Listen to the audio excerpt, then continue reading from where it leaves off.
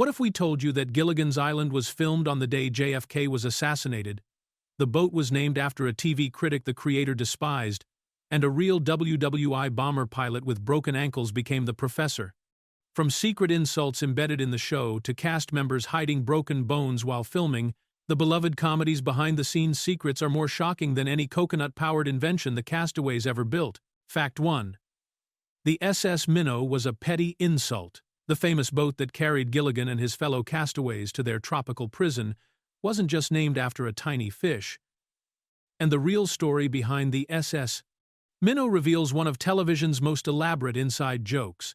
Creator Sherwood Schwartz deliberately named the doomed vessel after Newton Minnow, the Federal Communications Commission chairman who had delivered a scathing speech about television in 1961. Minnow had appeared at the National Association of Broadcasters convention and delivered what became known as the Vast Wasteland speech, where he criticized television programming as mindless entertainment that was failing American audiences. He challenged broadcasters to sit down and actually watch their own programming for an entire day, predicting they would find nothing but violence, game shows, and what he called screaming, cajoling, and offending commercials. This speech infuriated Schwartz, who had been working as a comedy writer for stars like Bob Hope and Red Skelton. Schwartz felt that Minnow's criticism gave the television networks too much power over individual creators and producers, essentially killing the independence that writers and producers had previously enjoyed.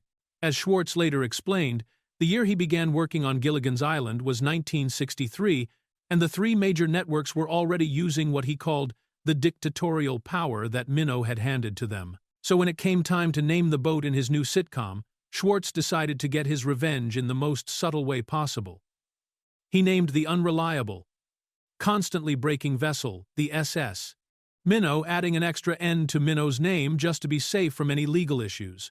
One crew member later said that no one could claim Gilligan's Island was without hidden meaning, calling the boat name a tribute to the man who Schwartz believed had ruined television. Fact 2. Filming continued on JFK's assassination day. One of the darkest moments in American history became forever intertwined with the creation of Gilligan's Island when the pilot episode's final day of filming coincided with President John F.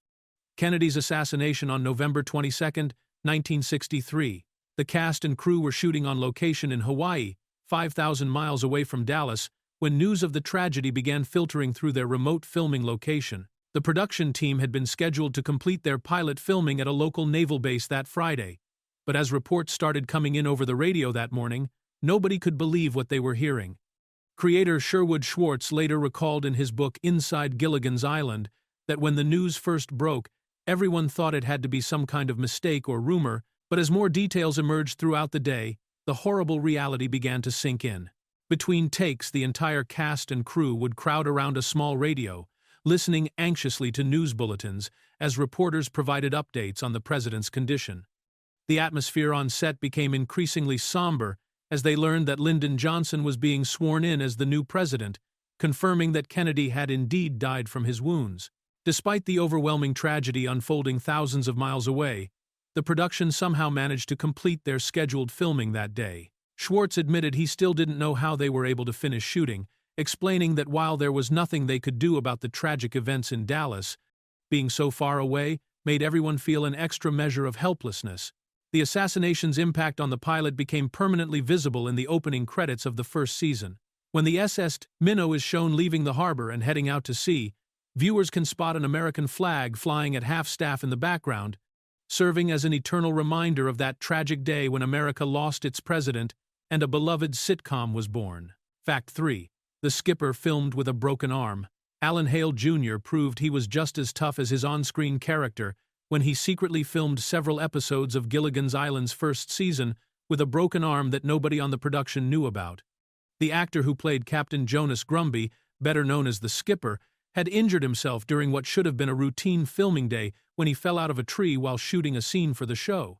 The accident happened 3 weeks before the end of Season 1 filming, but Hale decided to keep the injury completely to himself rather than delay production or cause problems for the cast and crew. Despite what must have been considerable pain, he continued performing all of his regular duties on set, which included carrying heavy props like coconuts and even hoisting Bob Denver, who played Gilligan, during the physical comedy scenes that were a trademark of the show. Creator Sherwood Schwartz only discovered the truth about Hale's injury at the Season 1 wrap party, when the actor casually mentioned his plans for the filming break.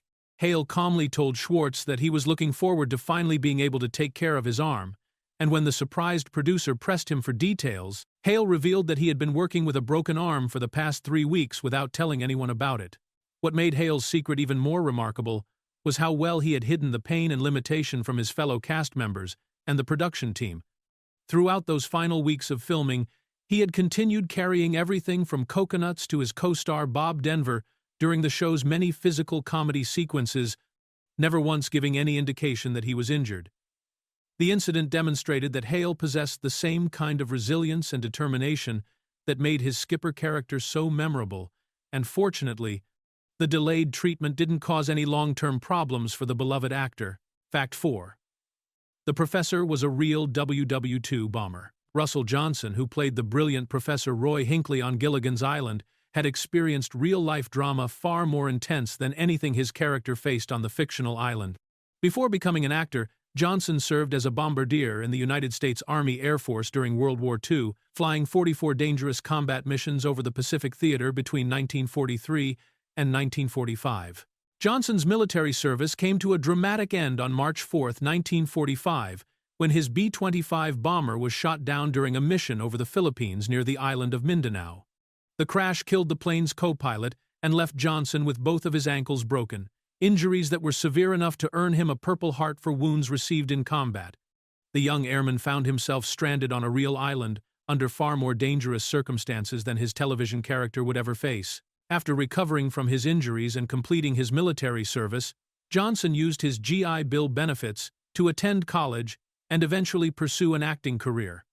He appeared in dozens of science fiction and drama films throughout the 1950s, including notable movies like It Came from Outer Space and This Island Earth, as well as 2 memorable episodes of The Twilight Zone.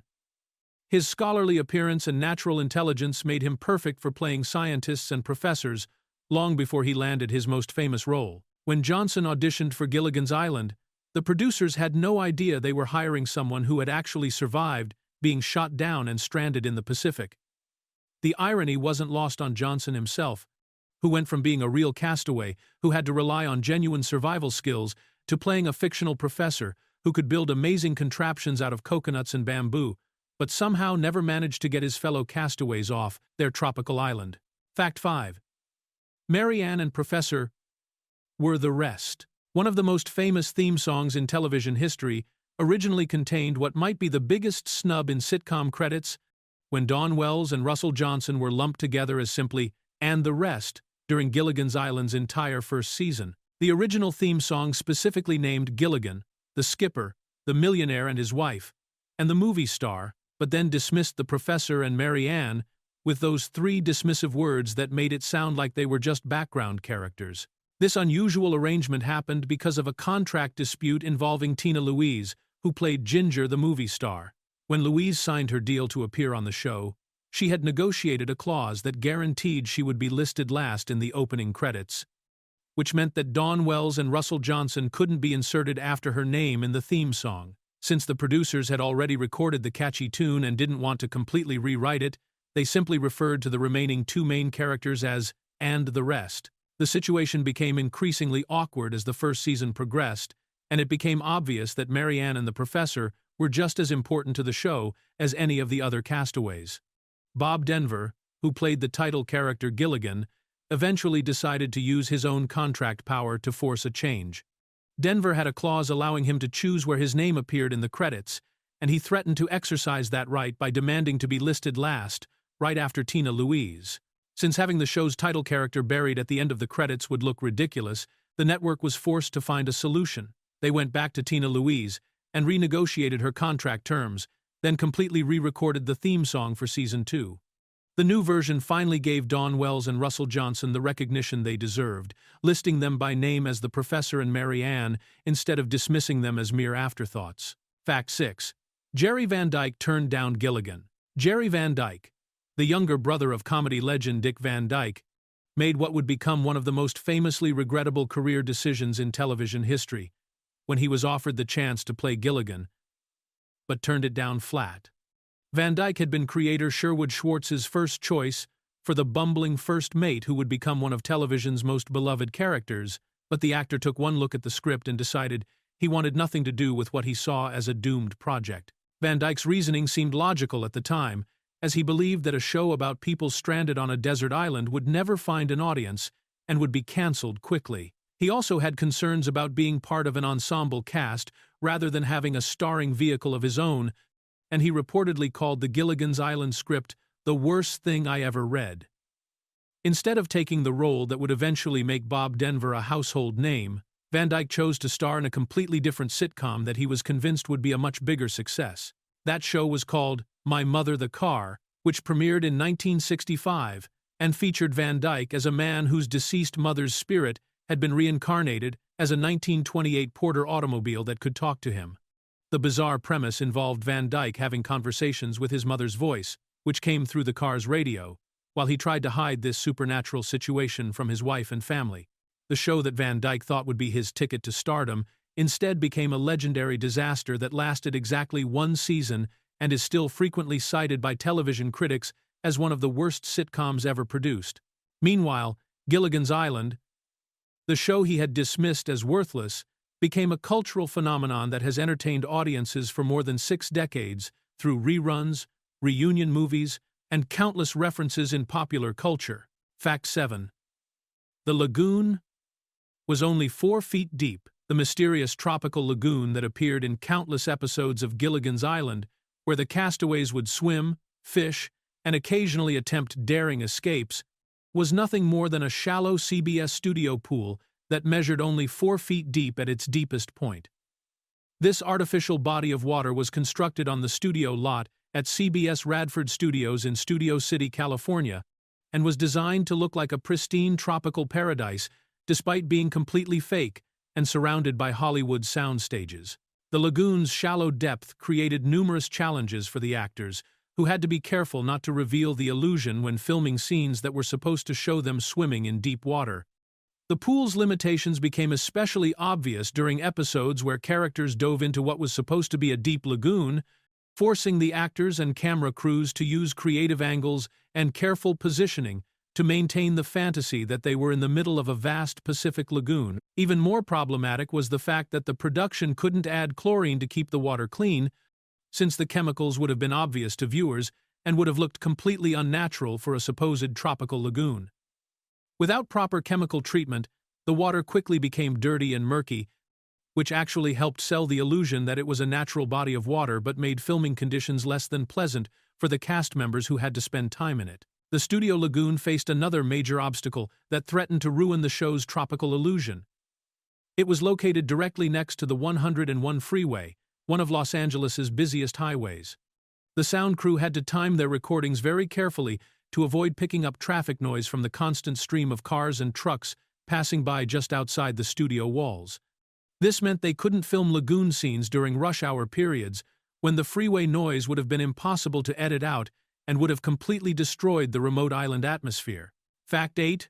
Dawn Wells gets paid forever. Dawn Wells, who played the sweet and wholesome Mary Ann Summers, became the only cast member of Gilligan's Island to secure long-term financial benefits from the show's incredible success in syndication, thanks to her husband's savvy contract negotiations that extended her rerun payments well into the 21st century. While her fellow castaways were stuck with standard television contracts that only guaranteed payment for the first 5 reruns of each episode, Wells managed to negotiate a deal that would keep paying her as long as the show continued to air anywhere in the world. The key to Wells' financial success was her former husband, Larry Rosen, who worked as a talent agent and understood the potential value of syndication rights long before most people in the television industry realized how profitable reruns could become. When Wells was negotiating her original contract for Gilligan's Island, Rosen pushed the producers to include provisions for ongoing rerun payments, arguing that his wife deserved to benefit if the show continued to make money for the network and production company after its original run ended. At the time, the producers and network executives didn't expect Gilligan's Island to have much of a life beyond its initial 3-season run on CBS, so they agreed to Rosen's demands without much resistance. They assumed the show would disappear into television history like most sitcoms of that era, making Wells' enhanced contract seem like a minor concession that would never actually cost them any significant money. However, Gilligan's Island became one of the most successful shows in syndication history, playing continuously on television stations around the world for more than 6 decades after its original cancellation. While Bob Denver, Alan Hale Jr., Jim Backus, Natalie Schafer, Tina Louise, and Russell Johnson received only their original salaries plus payments for those first 5 reruns, Dawn Wells continued collecting checks from her fictional island adventure for the rest of her life. Fact 9. The coconut cups made ceramic sounds. Eagle-eyed viewers who paid close attention to the dinner scenes on Gilligan's Island might have noticed something odd about the distinctive clinking sound that occurred whenever the castaways touched their coconut shell cups together during toasts or mealtimes. Instead of the hollow, woody sound that real coconut shells would make, the cups produced a clear, ringing ceramic noise that seemed completely out of place on a supposedly primitive desert island. The reason for this audio inconsistency was simple. The coconut cups weren't actually made from coconuts at all, but were instead crafted from white porcelain that had been carefully painted and textured to look like authentic coconut shells. The production team had originally tried using real coconut shells as drinking vessels for the castaways, thinking that genuine materials would add to the show's tropical authenticity and help viewers believe in the island setting. However, the real coconut shells created serious problems during filming that forced the prop department to find an alternative solution. The natural coconut shells absorbed liquids and became soggy and discolored after just a few uses, making them look unappealing on camera and requiring constant replacement between takes. Even worse, the porous nature of the coconut shells allowed liquid to seep through, creating wet spots and stains on the actors' costumes that showed up clearly under the bright studio lights. The porcelain replacement solved all of these practical problems while maintaining the visual illusion that the castaways were drinking from makeshift coconut cups. The fake shells could be washed and reused indefinitely, they held liquids perfectly without leaking, and they looked much more appealing on camera than the real thing. The Howells typically drank from bamboo-style glasses that were also made of porcelain, while the other 5 castaways used the coconut-style cups, creating a class distinction that reflected their different social backgrounds, even in their choice of island drinkware. Fact 10. Coast Guard received rescue letters. The United States Coast Guard found itself in the unusual position of having to explain to concerned American citizens that they couldn't launch a rescue mission for Gilligan and his fellow castaways because the stranded passengers were fictional characters on a television show. In the weeks and months following Gilligan's Island's premiere on September 26, 1964, Coast Guard offices began receiving a steady stream of letters from viewers who were genuinely worried about the fate of the 7 shipwrecked Americans they saw on their television screens each week.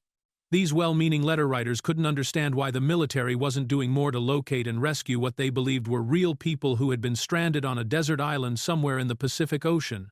The letters typically asked questions like, "Why can't you get these good Americans off that island?"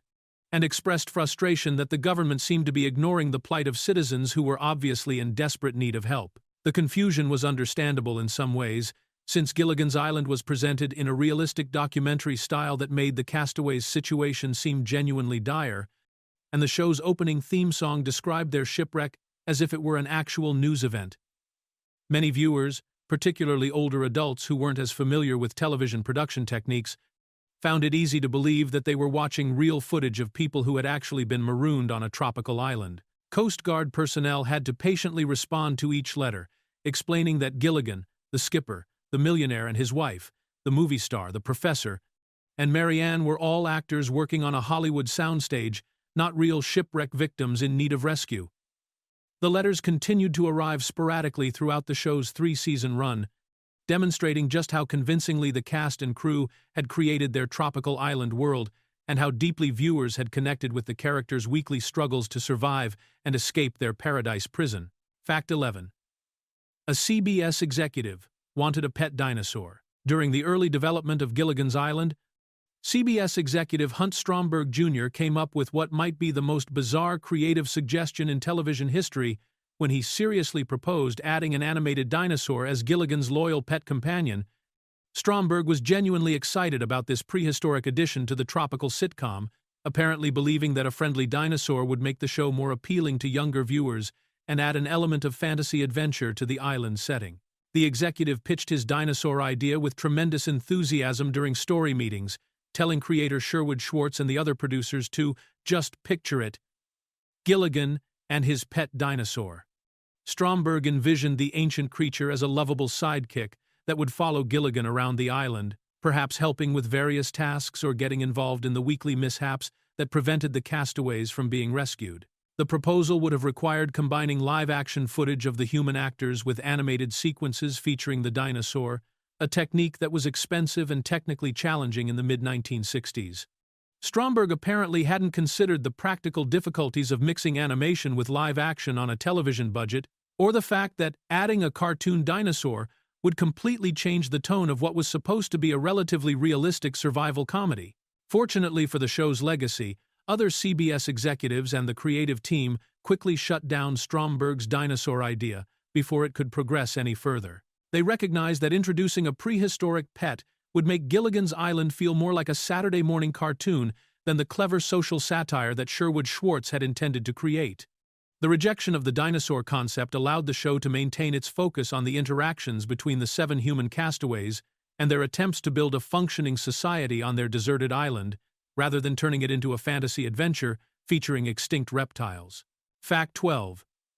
The radio was a real 1960s model. The iconic radio that kept the castaways connected to the outside world throughout Gilligan's Island wasn't actually built from bamboo and coconuts by the resourceful professor, but was instead a cleverly modified Packard Bell AR-851 transistor radio that had been purchased from a regular electronics store and given a few simple alterations to make it look more tropical.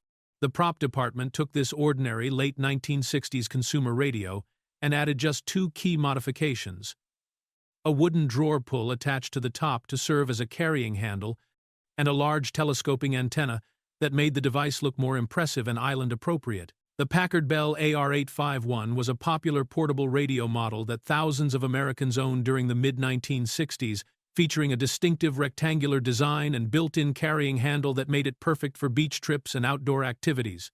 The radio's clean, modern appearance worked well for the show because it looked sophisticated enough to believably receive distant radio signals while still appearing simple enough that the professor could have theoretically built it from island materials.